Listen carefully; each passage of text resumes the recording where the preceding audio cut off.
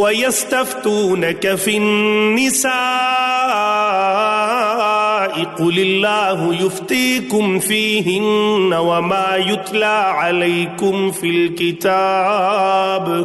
في الكتاب في يتامى النساء اللاتي لا تؤتونهن ما كتب لهن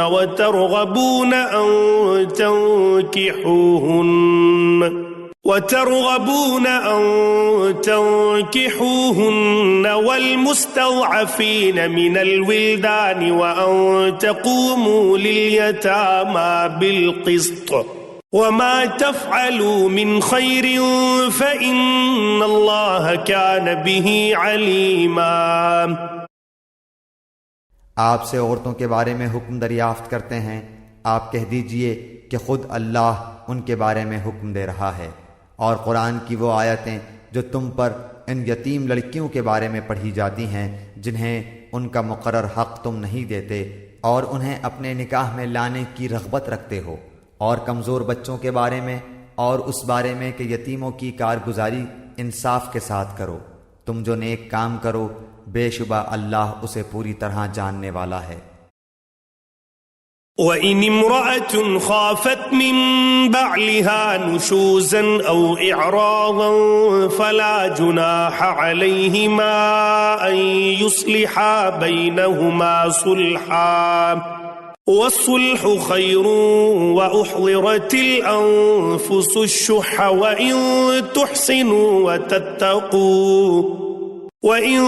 تُحْسِنُوا وَتَتَّقُوا فَإِنَّ اللَّهَ كَانَ بِمَا تَعْمَلُونَ خَبِيرًا۔ اگر کسی عورت کو اپنے شوہر کی بد دماغی اور بے پرواہی کا خوف ہو تو دونوں آپس میں جو صلح کر لیں اس میں کسی پر کوئی گناہ نہیں، صلح بہت بہتر چیز ہے، طمع ہر نفس میں شامل کر دی گئی ہے، اگر تم اچھا سلوک کرو اور پرہیزگاری کرو تو تم جو کر رہے ہو اس پر اللہ تعالیٰ پوری طرح خبردار ہے۔ وَلَن تَسْتَطِيعُوا أَن تَعْدِلُوا بَيْنَ النِّسَاءِ وَلَوْ حَرَصْتُمْ فَلَا تَمِيلُوا كُلَّ الْمَيْلِ فَتَذَرُوهَا كَالْمُعَلَّقَةِ وَإِن تُصْلِحُوا وَتَتَّقُوا فَإِنَّ اللَّهَ كَانَ غَفُورًا رَحِيمًا۔ تم سے یہ تو کبھی نہ ہو سکے گا کہ اپنی تمام بیویوں میں ہر طرح عدل کرو، گو تم اس کی کتنی ہی خواہش و کوشش کر لو، اس لیے بالکل ہی ایک کی طرف مائل ہو کر دوسری کو ادھڑ لٹکتی ہوئی نہ چھوڑو، اور اگر تم اصلاح کرو اور تقوی اختیار کرو تو بے شک اللہ تعالیٰ بڑی مغفرت اور رحمت والا ہے۔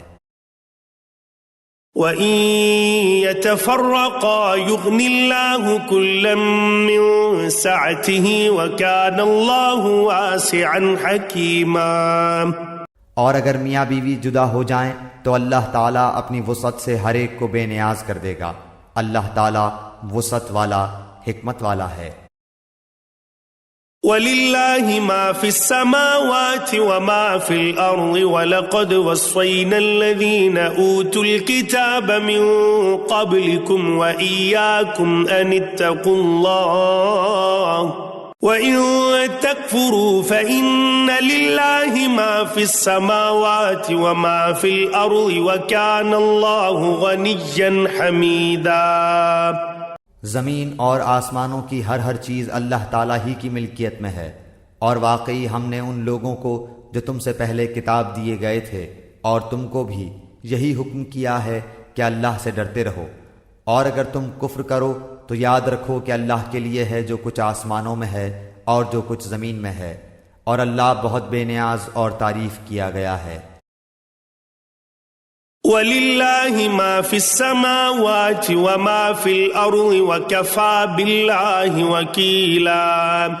اللہ کے اختیار میں ہیں آسمانوں کی سب چیزیں اور زمین کی بھی،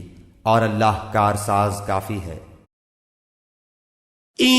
يَشَأْ يُذْهِبْكُمْ أَيُّهَا النَّاسُ وَيَأْتِ بِآخَرِينَ وَكَانَ اللَّهُ عَلَى ذَلِكَ قَدِيرًا۔ اگر اسے منظور ہو تو اے لوگو وہ تم سب کو لے جائے اور دوسروں کو لے آئے، اللہ تعالیٰ اس پر پوری قدرت رکھنے والا ہے۔ من كان يريد ثواب الدنيا فعند الله ثواب الدنيا والآخرة وكان الله سميعا بصيرا۔